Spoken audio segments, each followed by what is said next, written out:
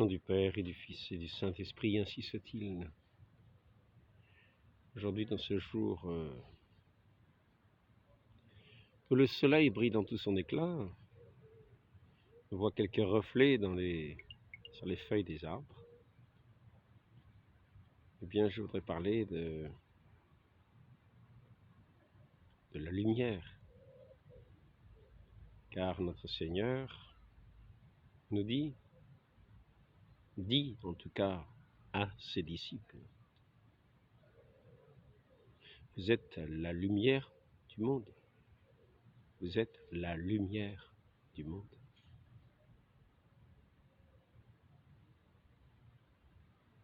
On n'allume pas une lampe pour la mettre sous le boisseau. Mais il faut la mettre en hauteur, dans la maison, pour qu'elle éclaire toute la maison. Une ville sise sur un mont brillera aussi, éclairera aussi tous ceux qui sont placés dans la vallée, sera vu, éclairera. Le Christ nous dit à ses disciples, vous êtes la lumière du monde.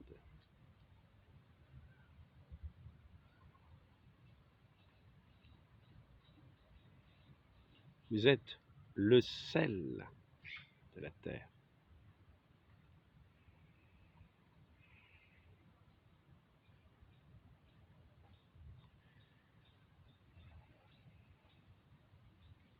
Il compare aussi nos œuvres aux fruits d'un arbre. Et nous avons vu que ce royaume de Dieu était semblable à cette semence jetée par un homme. Il en est du royaume de Dieu comme d'un homme qui jette la semence en terre, qu'il dorme ou qu'il veille, nuit et jour. La semence germe et croît sans qu'il sache comment. La terre produit d'elle-même d'abord l'herbe, puis l'épi.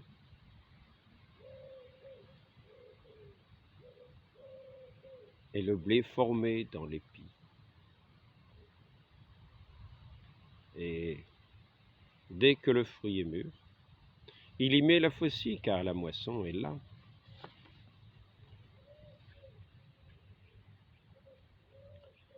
Ainsi, ce royaume de Dieu, ce royaume de lumière, ce royaume de vérité, de ceux qui sont à l'école, de ce maître de vérité qui est la vérité lui-même, qui est le chemin, qui est la vie, ceux qui sont vraiment disciples de ce Seigneur, qui vivent de son esprit, en tout ce qu'ils feront, seront des lumières, porteront de bons fruits. Nous reconnaissons, est-il dit, l'arbre aux fruits. Et si nous voulons voir un pommier, nous verrons que le fruit du pommier, ce sont des pommes. Le pommier va porter des pommes. Et le disciple de notre Seigneur, celui qui est oint de son esprit, celui qui a été greffé à notre Seigneur par le Saint Baptême, celui qui est devenu membre de son corps et qui participe à son esprit, portera des fruits, fera des œuvres de son esprit. Il ne le fera pas dans un coin profondeur, non. Il portera du fruit surnaturellement, mais quasiment naturellement, c'est-à-dire à la manière d'un arbre, à la manière du levain dans la pâte.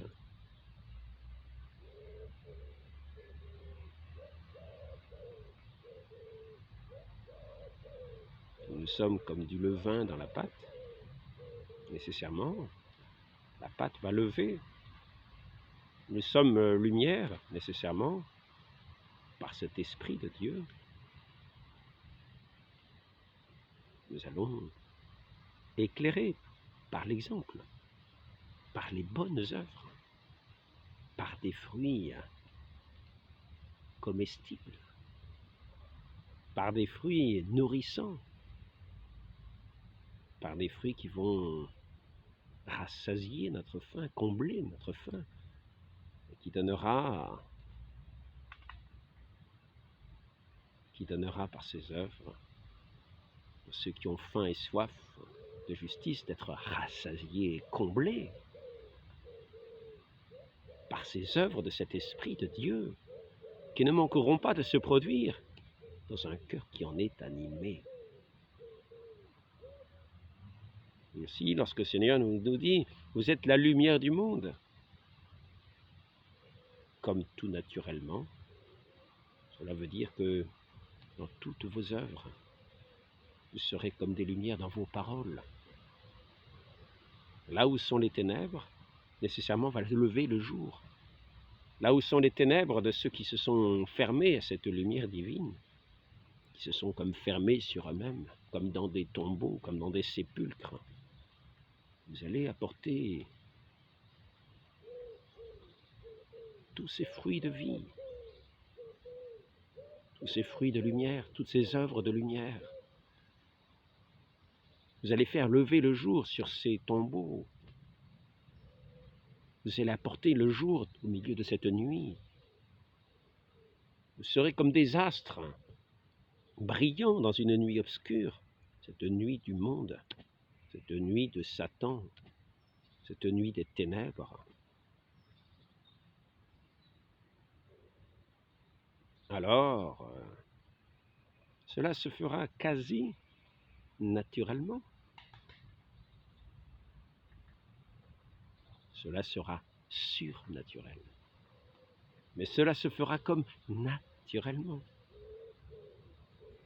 Comme ce grain semé en terre qui va grandir, nuit et jour, sans que vous en rendiez compte, cet Esprit Saint va venir habiter en vous.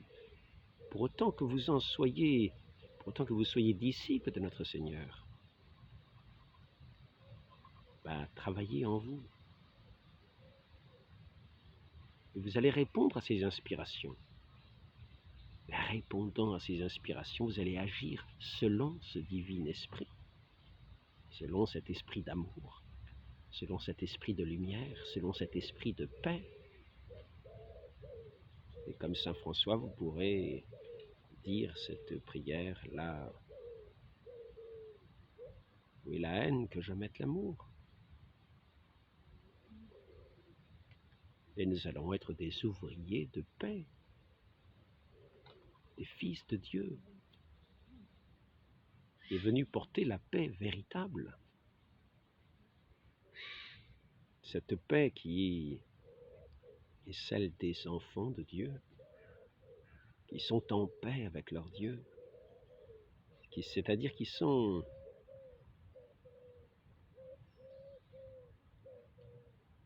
rétablis dans cette grâce de Dieu, dans cette amitié de Dieu, dans cette joie de Dieu, dans cette lumière bienfaisante de Dieu, cette lumière créatrice, cet esprit vivificateur dans tout ce que nous ferons.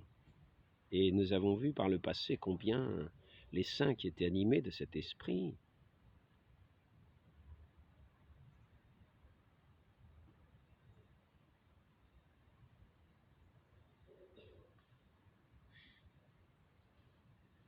ont agi par cet esprit de Dieu, combien cet esprit de Dieu a opéré en eux de miracles, c'est-à-dire de merveilles qui sont la joie de nos cœurs. Parce que cet esprit véritable de l'amour réjouit nos cœurs. Et toutes ces œuvres de Dieu réjouissent nos cœurs, véritablement.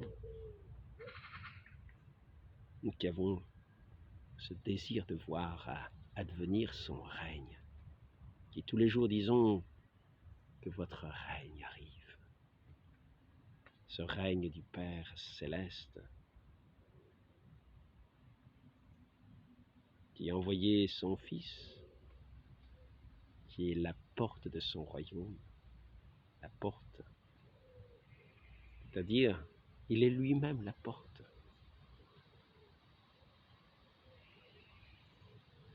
À son exemple, à son imitation, par son esprit, nous entrons dans son royaume.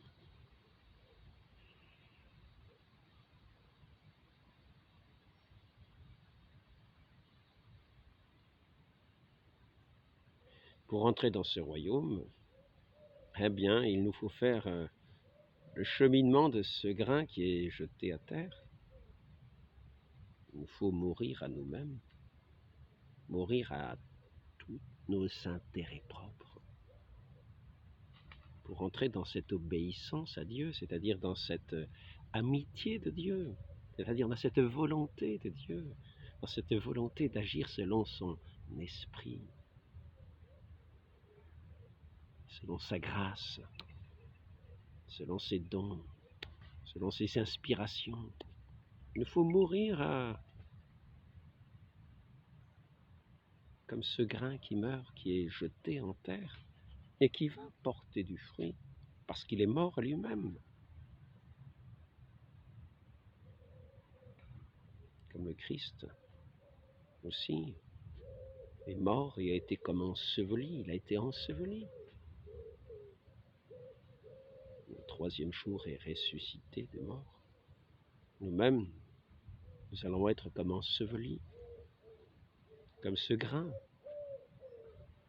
Et nous voulons être vraiment les disciples de notre Maître, et qu'il soit notre Maître, que nous ne soyons plus nous-mêmes notre Maître, mais qu'il soit lui notre Maître.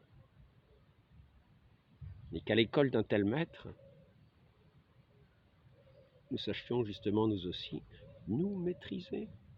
Nous ayons cette grâce de pouvoir nous maîtriser en agissant dans cet esprit de grâce, dans cet esprit raisonnable,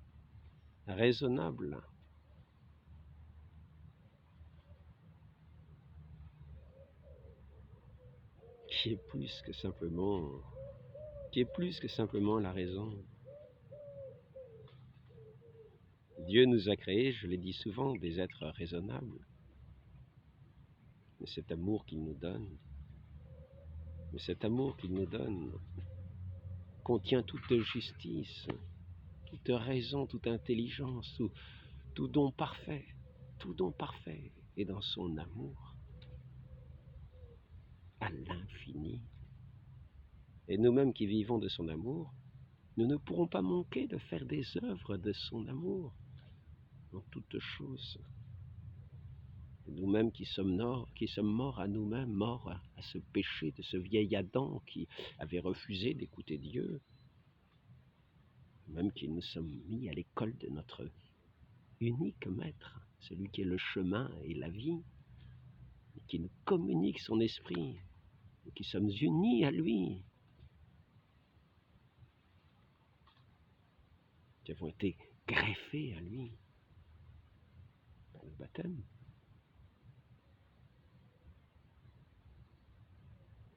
Nous participons à son esprit. Il nous donne cette grâce d'être ses membres, de vivre comme lui a vécu, de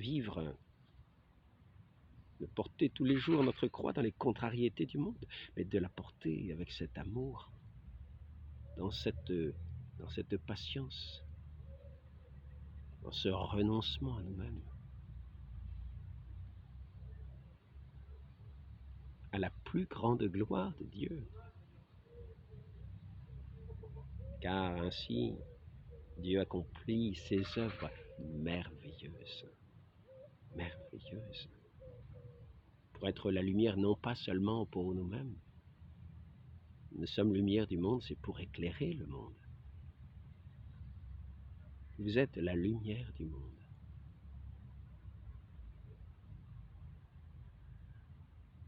Nous ne sommes pas lumière pour nous-mêmes, Nous sommes cette lumière, nous recevons la lumière.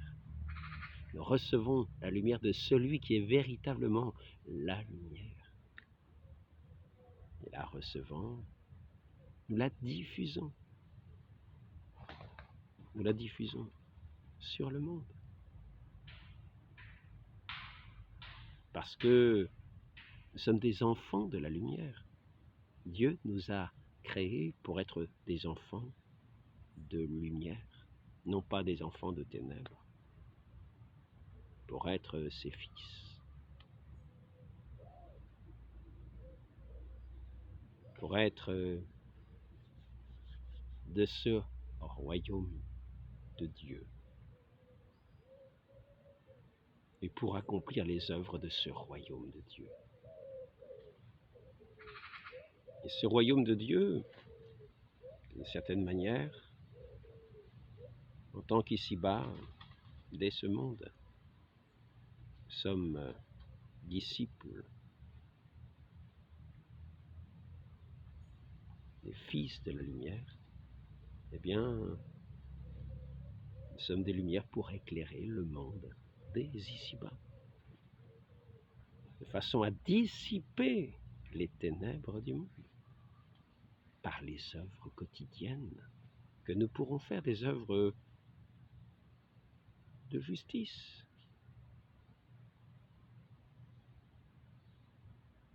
Pour autant que nous sachions aussi, par cet esprit de lumière, discerner ce qui est du mensonge de la vérité, ne pas être trompé, ne pas être séduit par l'erreur, pour courir à la suite de l'erreur et du mensonge. C'est pour cela qu'il nous faut avoir devant nos yeux, comme étant notre unique pasteur, notre Seigneur Jésus-Christ. Notre Seigneur Jésus-Christ est le vrai pasteur. C'est lui que nous devons avoir devant les yeux, non pas courir tous les pasteurs du monde, tous les faux pasteurs du monde. Nous induirons dans le mensonge et que nous ferons que nous ne serons plus dans la lumière. Si nous sommes séduits par les artisans du mensonge, nous serons séduits par des faux pasteurs. Pour cela que nous devons, que nous qui avons foi dans le Christ, nous sommes des fils de celui qui est la lumière. Pour cela que ici-bas, ne quittons pas le Fils unique du Père, celui qui est la parole, celui qui est le Verbe éternel du Père, la parole de vérité qui ne passera jamais.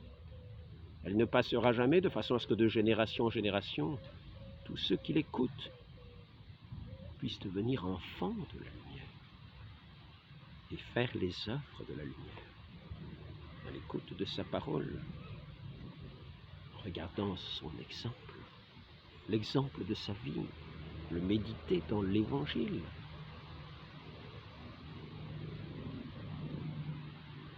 Écoutez tous ceux qui ont été véritablement à son école et qui en ont témoigné par les œuvres. Ainsi, tous ceux qui ont porté du fruit, de ce fruit de vie. Nous avons vu au cours de l'histoire, comme Saint Vincent de Paul, ces œuvres merveilleuses, on a vu ces œuvres merveilleuses se multiplier dans ces congrégations. Notre Seigneur a dit, je vous ai envoyé évangéliser les pauvres.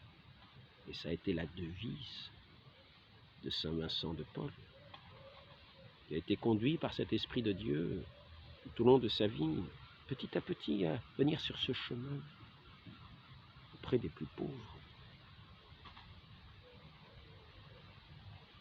de façon à ce que Dieu lui-même soit ce trésor de tous les pauvres, de façon à ce que chacun puisse véritablement se lever de cette nuit obscure où les ténèbres nous tenaient comme aveuglés et être participants à cette œuvre merveilleuse de ce royaume de Dieu. C'est ainsi qu'à la prédication de Saint Vincent de Paul, qui a appelé ses missionnaires autour de lui, cette œuvre divine s'est répandue dans le cœur des hommes, jusqu'auprès des plus petits, où notre Seigneur lui-même nous a envoyés lorsqu'il a dit « Je suis venu évangéliser les pauvres ».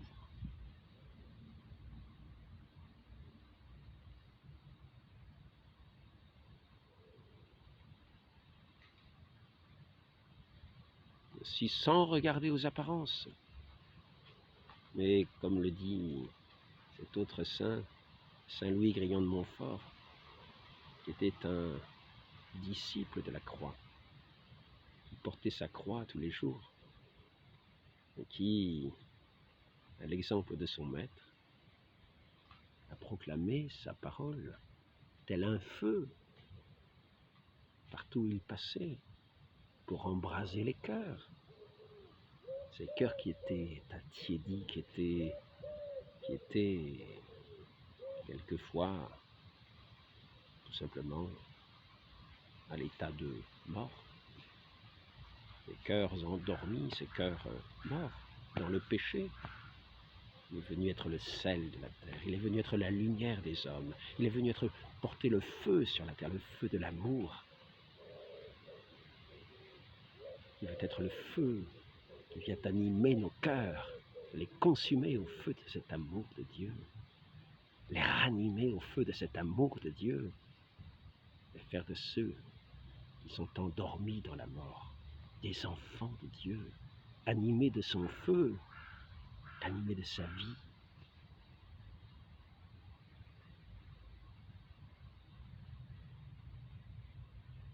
Les conduire à ce royaume éternel, à ce salut éternel.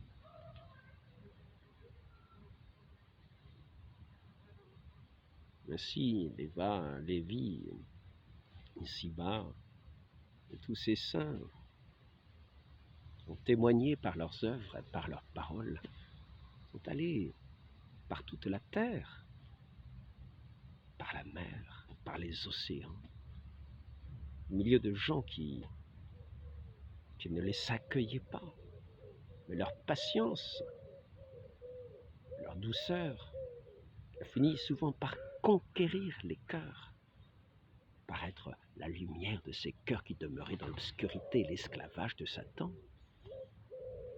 C'est ainsi qu'ils ont, tous ces peuples, contact de ces disciples du Christ, ont vu se lever le jour de notre Seigneur,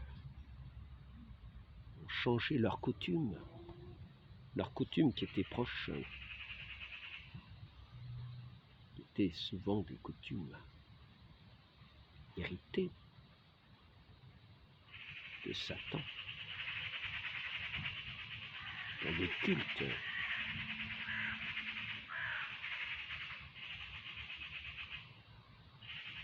de les idoles, dans le culte à la force, le culte à l'orgueil.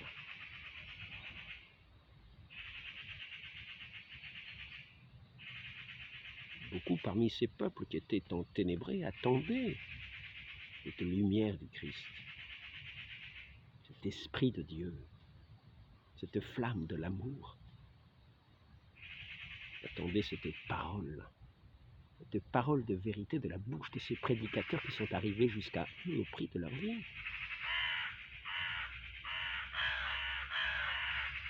C'est ainsi qu'il nous faut porter témoignage à la douceur, la patience, l'humilité, au milieu des contradictions, comme le dit notre Seigneur, dans la prudence aussi. Soyez simples comme des colombes. Tout le monde aime la simplicité, même ceux qui usent de toutes les ruses possibles, de toutes les sournoiseries possibles. Même ceux-là admirent la simplicité. Mais notre Seigneur nous dit, soyez simples, comme des colombes. Soyez aussi prudents, comme des serpents.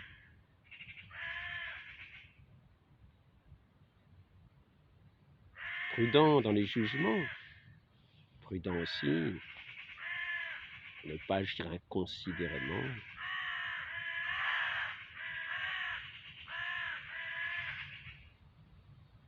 et pour faire fructifier les dons que Dieu a mis en nous, sans les rendre utiles au prochain.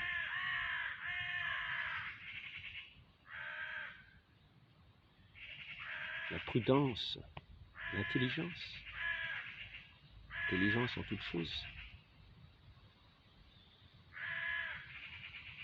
Il ne s'agit pas d'être des esprits obtus qui butent sur certains points, mais de porter du fruit, de faire porter du fruit.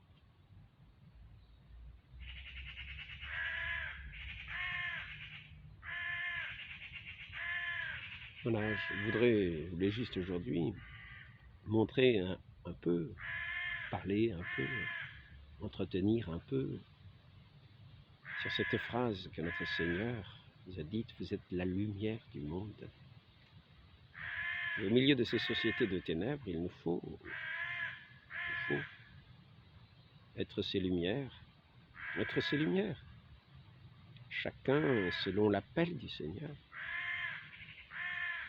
Certains seront appelés à témoigner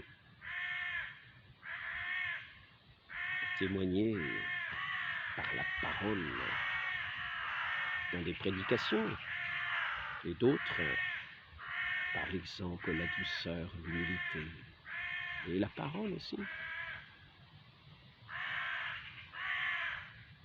pour établir ce qui est vrai, pour faire connaître celui qui est la vérité.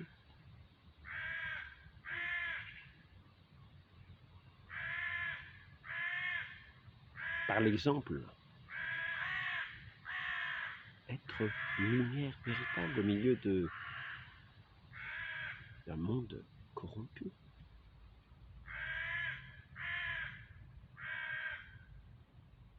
C'est ainsi qu'il nous est dit: nous sommes comme des astres étincelants, des astres lumineux dans une génération pervertie. Par cette grâce de Dieu, qui lui-même est lumière, qui est venu toucher nos cœurs. Donc ne perdons pas cette grâce. Et si nous l'avons vraiment au cœur, elle ne manquera pas de fructifier. Comme ce grain semé en terre par ce semeur, et qui va grandir.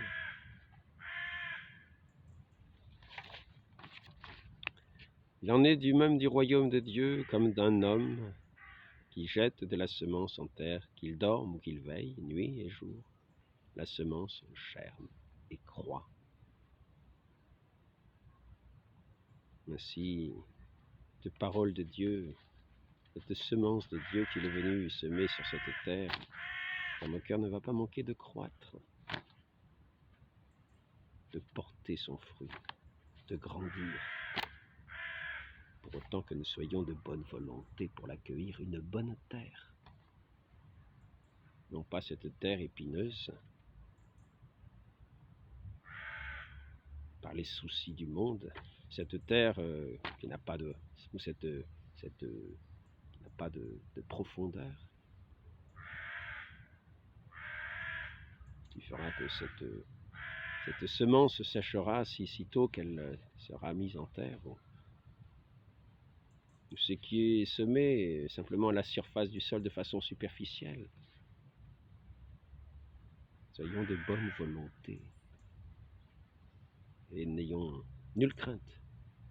Cette parole de Dieu portera son fruit de la manière qui lui plaît, comme il l'aura semé.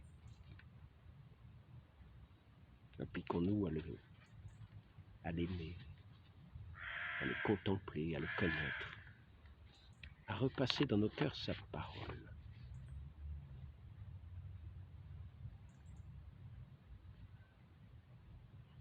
À lui rendre grâce pour toutes ces grâces, et cette grâce de cette vie qu'il nous a donné sur la croix, dans ce renoncement à lui, lui qui a porté du fruit pour toute l'humanité, afin que nous en soyons nourris. Lui qui était le pain vivant descendu du ciel, qui s'est donné pour nous en nourriture.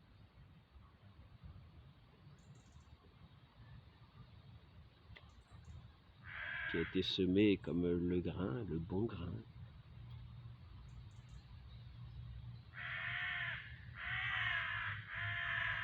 Et qui a été semé pour le salut du monde. Ne manquons pas de participer à sa table.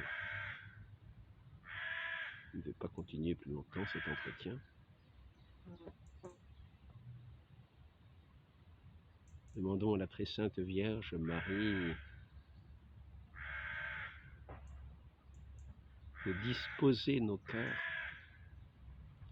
à son écoute, à son exemple, et à recevoir cette parole tel un feu pour embraser nos cœurs afin que nous-mêmes, nous puissions être, comme il nous le dit, la lumière du monde, le sel de la terre. Ainsi soit-il.